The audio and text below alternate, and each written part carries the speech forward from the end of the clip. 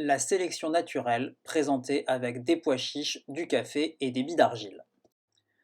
Dans notre exemple, on a affaire ici à une espèce animale chassant la nuit.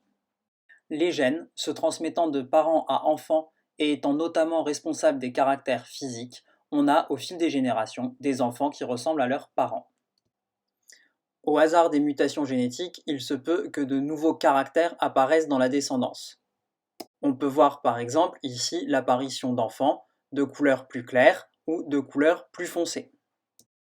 Les individus plus clairs ayant des gènes codant pour une apparence physique claire vont donner des enfants plutôt clairs, alors que les individus plutôt foncés ayant des gènes codant pour des caractères plutôt foncés vont donner des individus foncés.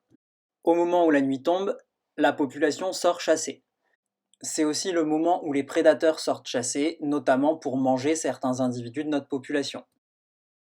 On peut voir ici qu'au sein de la population, les individus plus clairs sont plus visibles, donc plus facilement chassés par les prédateurs, à l'inverse des individus plus sombres qui, eux, sont moins visibles et donc moins chassés. S'ils sont moins visibles et donc moins chassés, ça leur donne plus l'occasion de se nourrir et donc de se reproduire.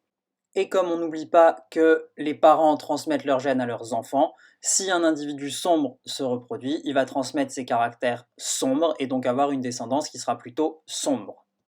A l'inverse, les individus plus clairs auront plus de mal à chasser, soit parce qu'ils devront rester plus cachés que les autres, soit tout simplement parce qu'ils se feront manger.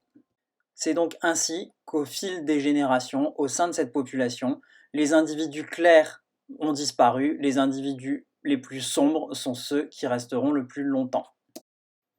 On a vu ici ensemble un bel exemple de sélection naturelle où les individus les mieux adaptés à leur environnement survivent, se reproduisent et transmettent leur caractère, contrairement aux individus les moins bien adaptés à leur environnement qui, eux, n'auront pas ou peu de chances de se reproduire et donc de transmettre leur caractère.